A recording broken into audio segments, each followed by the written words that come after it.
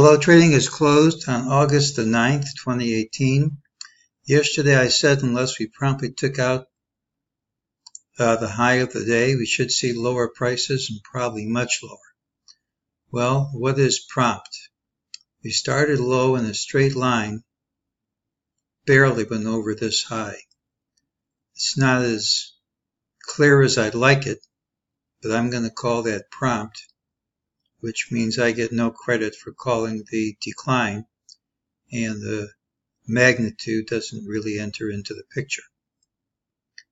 Tomorrow's pattern is the one with the early high and the late high. Most of the time it rallies into the close, closes near the high. When it fails in grand style and goes straight down. Early on we got a buy signal. A buy signal just means a target at a higher price. Wasn't much higher and we got it.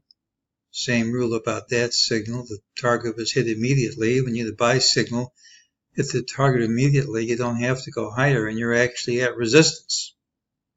Doesn't mean resistance has to hold, but it isn't an occasion to pull out your checkbook.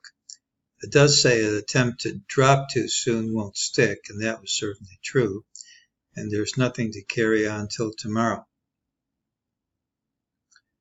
Well, tomorrow, frankly, I can make a case for us going in either direction.